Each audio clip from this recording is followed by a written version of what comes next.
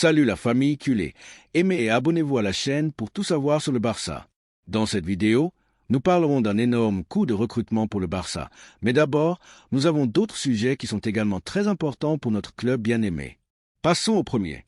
Le départ de Ferran Torres du Barcelona commence à se profiler comme l'une des grandes opérations de l'été, non pas tant pour son impact médiatique, mais pour ce qu'il représente dans la nouvelle feuille de route que le club azulgrana impulse avec Hansi Flick déjà aux commandes et un projet renouvelé en phase de décollage. Cette décision n'a pas seulement des implications économiques ou sportives, c'est un symbole de la nouvelle direction que prend le Barça. La détermination de fixer un prix de départ de 50 millions d'euros pour Ferran est une preuve claire de maturité institutionnelle, de critères techniques, surtout d'une nouvelle ambition rationnelle qui priorise le collectif au-dessus de l'individuel. Ferran a connu l'une de ses meilleures saisons depuis son arrivée à Barcelone, avec des chiffres qui attestent de sa contribution. 19 buts et 7 passes décisives en 45 matchs. Sa performance a été remarquable et sa capacité à s'adapter à différentes positions sur le front offensif a offert aux entraîneurs un outil tactique très précieux. Cependant, dans un club comme le Barça, il ne suffit pas d'être utile, il faut être déterminant, et c'est précisément la ligne qui marque la différence entre les joueurs de l'équipe et les piliers du projet. Ferran, malgré son évolution, n'a pas réussi à s'imposer comme un joueur indispensable. Avec l'arrivée de Flick, tout l'écosystème footballistique de l'équipe a commencé à se redéfinir. Il ne s'agit plus seulement de talent, mais d'adéquation fonctionnelle dans une idée de jeu très spécifique. L'entraîneur allemand recherche le dynamisme, l'intelligence tactique, la pression haute et la verticalité contrôlée. Il veut des profils capables de soutenir cette intensité pendant les 90 minutes qui deviennent des pièces stratégiques au sein d'un système choral. Dans ce nouveau scénario, Ferran ne semble pas avoir un rôle garanti. Et cela, dans une équipe qui doit être réduite et optimisée, fait que son départ n'est pas seulement compréhensible, mais aussi nécessaire. Vendre Ferran pour 50 millions d'euros serait une opération impeccable. D'abord, parce que cela permettrait au club d'obtenir une somme considérable qui pourrait être réinvestie dans l'amélioration de zones spécifiques du terrain. Ensuite, parce que cela allégerait la masse salariale de l'équipe, clé à un moment où l'on a besoin d'espace financier pour enregistrer de nouveaux recrutements et équilibrer les comptes face à la Ligue. Et enfin, parce que cela libérerait une place pour un profil plus adapté à ce que Flick recherche. Il ne s'agit pas de se débarrasser de Ferran par manque de qualité, mais de réorganiser les ressources en fonction d'une idée supérieure. De plus, le Barça commence à faire comprendre que son modèle de gestion a changé. Les temps où l'on retenait les joueurs pour ce qu'ils coûtaient ou pour des pressions externes sont révolus. Maintenant, le club agit avec critères, évaluant la performance, la projection et l'adéquation tactique. Ferran a eu sa chance, il s'est amélioré, mais il n'a pas convaincu pour continuer à être un investissement d'avenir. Ce n'est pas une question personnelle, mais stratégique. Sa vente ne se fait pas depuis l'échec, mais depuis une analyse sereine, et cela, dans un environnement historiquement émotionnel comme celui du Barça, est un pas de géant. D'un autre côté, il faut aussi évaluer l'attitude du joueur. Ferran a toujours été professionnel, a travaillé avec humilité et n'a généré aucun conflit, ni à l'extérieur ni à l'intérieur du vestiaire. Son implication a été hors de tout doute, et cela mérite reconnaissance. Mais parfois, même lorsque la bonne volonté et l'engagement sont présents, l'ajustement n'est pas parfait, et le football de haut niveau exige la perfection dans chaque rouage. Il ne suffit pas d'ajouter, il faut multiplier. À ce stade, il est également nécessaire de regarder vers l'avenir. Le Barça a un projet qui ne se base plus sur des noms, mais sur des idées, un projet qui a décidé de regarder vers l'avant sans peur, sans attache. Le possible départ de Ferran fait partie de ce changement de mentalité. C'est un message clair. Ici, seuls ceux qui peuvent marquer la différence dans le modèle de Flick restent. Ici, on parie sur des joueurs qui s'intègrent comme des pièces de précision dans une machinerie qui doit retrouver son éclat et son ambition continentale. Et c'est ici que les supporters ont un rôle clé, car cette nouvelle étape nécessite également de la maturité depuis les gradins. Elle exige que les culés comprennent que toutes les décisions populaires ne sont pas les plus bénéfiques et que parfois, il faut dire au revoir à des joueurs que l'on aime pour pouvoir construire quelque chose de plus grand. C'est pourquoi nous lançons une question directe. Que pensez-vous, culés, de cette décision? Trouvez-vous judicieuse la vente de Ferran pour 50 millions? Pensez-vous que le club agit avec intelligence en profitant de son bon moment sur le marché pour obtenir un rendement économique? Les réponses peuvent varier, mais un consensus commence à se consolider. Le Barça n'est plus en mode survie, mais en mode reconstruction. Et reconstruire implique de sélectionner soigneusement chaque brique du nouveau bâtiment. Ferran, aussi utile qu'il ait été, ne semble pas être le type de brique que Flick veut pour son architecture. Et si un club est prêt à payer le prix juste pour lui, il n'y a rien à reprocher. Il ne reste plus qu'à remercier et à regarder vers l'avant. De plus, nous ne pouvons pas ignorer le contexte économique du club. Bien que la situation se soit améliorée, une discipline financière est encore nécessaire. Il ne s'agit pas de vendre pour vendre, mais de le faire avec intelligence. Et dans le cas de Ferrand, toutes les conditions sont réunies. Joueur avec un bon marché, performance acceptable, contrat long jusqu'en 2027 qui permet de négocier depuis une position de force et un salaire qui peut ouvrir de l'espace pour d'autres incorporations. Tout s'emboîte, tout s'additionne. Le marché a déjà commencé à bouger, et nombreux sont les clubs intéressés par Ferrand. Son passage au Manchester City lui donne du prestige, son âge lui offre encore une marge d'évolution, et sa performance récente en fait un actif attrayant. Il ne serait pas étrange que des offres arrivent même au-dessus du minimum fixé par le club. Mais le Barça n'est pas pressé, il sait ce que vaut Ferrand, ce que veut Flick, et qu'il ne s'agit pas seulement de vendre, mais de bien faire. En résumé, le possible départ de Ferran Torres doit être interprété comme un pas en avant, comme une preuve que le Barça prend des décisions avec la tête, avec ambition et avec un sens du projet. Ce n'est pas une vente par nécessité désespérée, mais un pari stratégique pour un avenir meilleur. Et cela, à ce moment de transformation, vaut plus que n'importe quel nombre. Ainsi, il est temps que les culés s'unissent autour de cette nouvelle vision, qu'ils comprennent que construire un Barça gagnant nécessite de la détermination, même lorsque cela implique de dire au revoir à des joueurs précieux. Ferrand part avec respect, mais aussi avec la conviction que le Barça est fait pour plus. La deuxième nouvelle concerne une décision très importante pour notre club. Le Barça, en tant que grand protagoniste du football espagnol et européen, s'est placé au centre de l'attention sur le marché des transferts avec un intérêt très sérieux et concret. L'incorporation d'Aymeric Laporte. Ce défenseur central, qui a amplement démontré sa qualité et sa solvabilité dans des compétitions de haut niveau, est devenu l'un des objectifs prioritaires du club, surtout sous la direction de l'entraîneur Hansi Flick, qui a expressément demandé de renforcer la défense avec un joueur de ses caractéristiques. L'importance de ce recrutement réside non seulement dans le profil du joueur, mais aussi dans l'opportunité qu'il représente pour le Barça de rivaliser directement avec son grand rival, le Real Madrid, dans une bataille sportive et stratégique qui peut marquer le cours des deux clubs pour les prochaines saisons. Depuis des semaines, dans les bureaux du club, on travaille fermement pour mener à bien une opération qui non seulement améliorera la performance de l'équipe, mais enverra également un message clair et contondant aux autres concurrents. Le Barça est déterminé à retrouver son statut de puissance mondiale. Pour cela, doit compter sur des joueurs qui apportent expérience, qualité et leadership sur le terrain. Aymeric Laporte réunit toutes ces qualités, et c'est pourquoi le pari du club est si ferme et convaincu.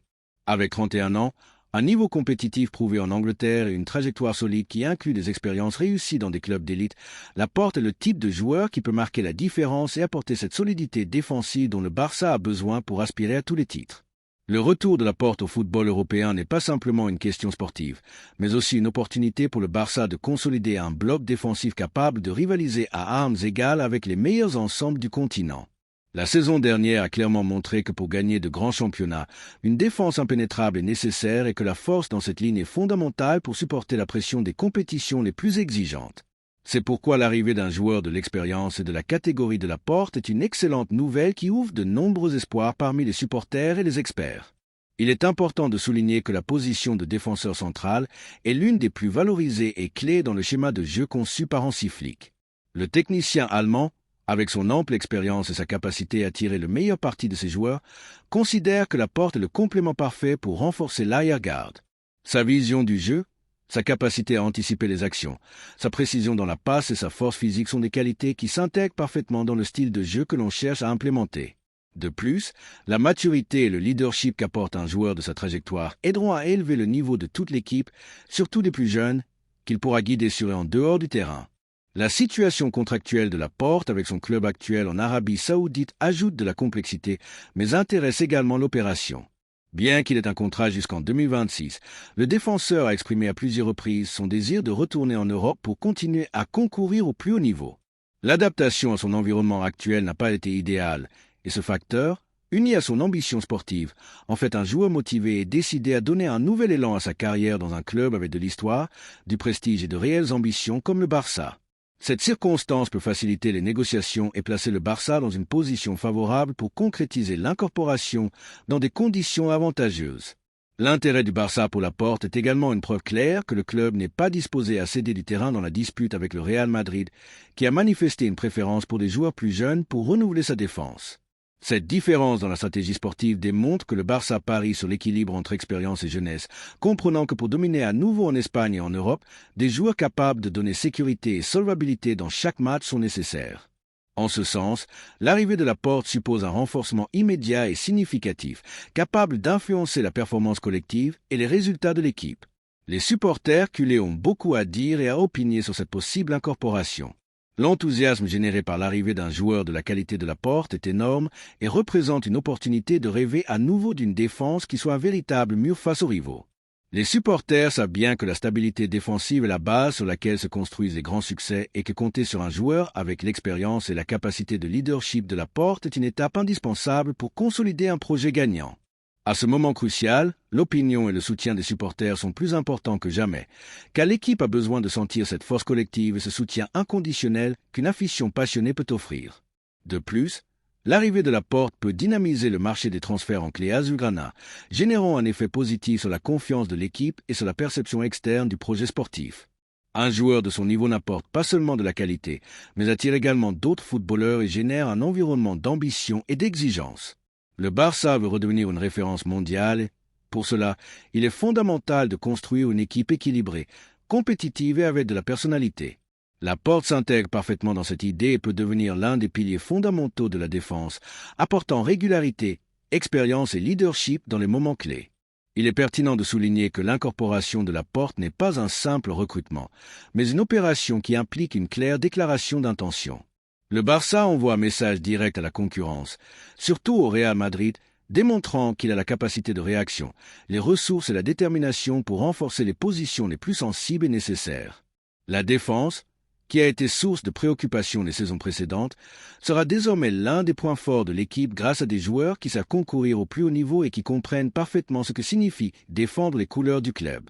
Depuis le club, on travaille avec illusion et dédication pour concrétiser ce recrutement, conscient qu'il sera une pièce clé pour la saison à venir. Le corps technique, dirigé par Hansi Flick, valorise énormément les qualités de Laporte et a confiance en ce que son incorporation permettra d'élever le niveau collectif, d'améliorer les résultats, surtout de redonner la confiance et la sécurité nécessaires pour affronter avec garantie tous les défis. La combinaison d'expérience, de talent et d'engagement sera sans doute l'une des armes les plus importantes pour le Barça dans sa lutte pour les titres. L'arrivée de Laporte peut être le début d'une rénovation défensive profonde qui permette au Barça de retrouver la force et l'équilibre qui lui ont manqué dans des moments décisifs. Avec ce recrutement, le club fait un pas ferme vers la consolidation d'un bloc solide et compétitif, capable de faire face aux grands rivaux et de disputer la compétition européenne maximale avec de réelles options de succès. La troisième nouvelle concerne un énorme coup de recrutement pour le Barça. Le Barcelona a initié une nouvelle ère marquée par la sérieux, la planification stratégique et une direction technique qui cherche à retrouver la domination en Espagne et en Europe à travers l'ordre, l'intensité et le jeu associatif qui a toujours caractérisé le club. Hansi Flick, le nouveau commandant du banc azulgrana, a commencé à bouger les pièces et à identifier avec précision allemande les zones du terrain où il est nécessaire de renforcer le projet. L'une d'elles est sans aucun doute le latéral gauche. Dans ce contexte, un nom a émergé avec force, solvabilité et une projection qui n'a pas échappé ni aux recruteurs du club ni à l'entraîneur lui-même, Álvaro Carra.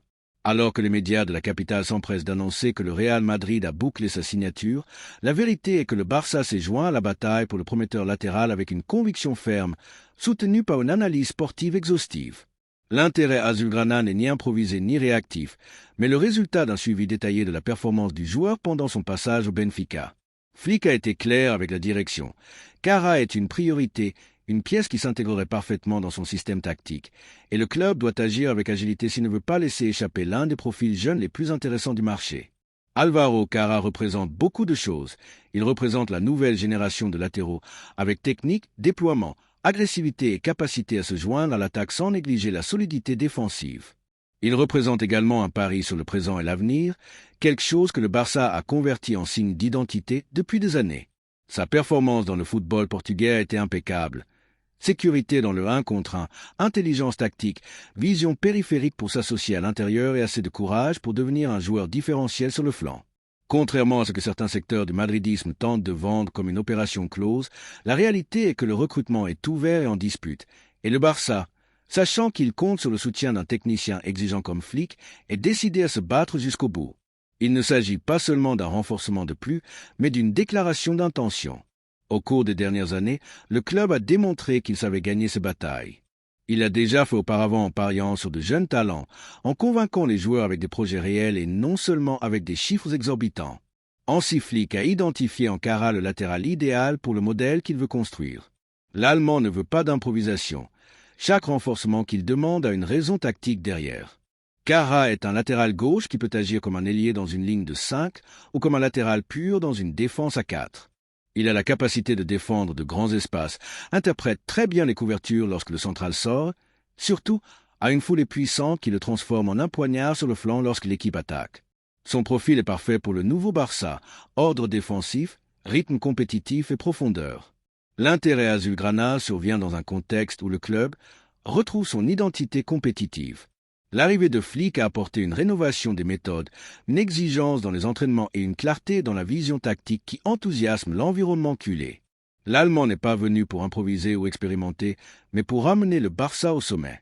Et pour cela, il a besoin de soldats tactiques comme Kara, un joueur qui non seulement défend avec intensité, mais a aussi le critère pour sortir le ballon, quelque chose d'indispensable pour jouer dans cette équipe.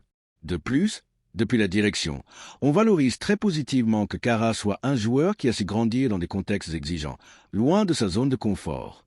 Il n'est pas un produit gonflé par le marketing ni une mode passagère, mais un footballeur qui a construit sa carrière avec effort, des matchs solides et des performances qui lui ont valu une place parmi les noms les plus intéressants du marché européen. Cela plaît également dans l'environnement azulgrana où l'on valorise le professionnalisme, l'humilité et la mentalité de travail. Le Barça, contrairement à d'autres clubs qui priorisent l'exposition médiatique ou les recrutements galactiques, construit depuis le concept la cohérence et une idée claire. Et dans cette idée, Kara a sa place comme pièce clé, non comme remplaçant ni comme rustine, mais comme un joueur avec un rôle protagoniste. Flick veut renforcer des zones spécifiques avec des profils spécifiques, et dans cette planification, le latéral gauche est fondamental, surtout en tenant compte de l'intensité du calendrier, de l'exigence des compétitions européennes et de la nécessité d'avoir des équipes polyvalentes.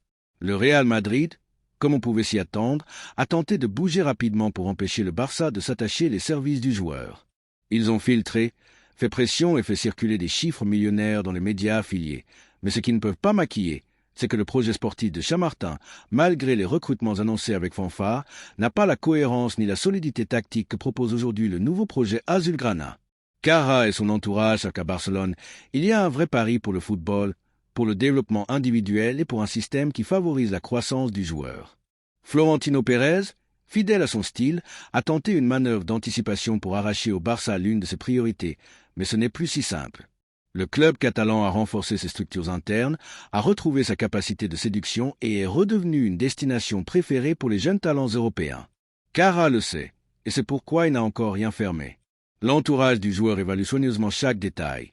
Projet sportif, minutes réelles, plan d'évolution individuelle, et dans tous ces aspects, le Barça part avec un avantage. La question que nous nous posons maintenant en tant que supporters est claire.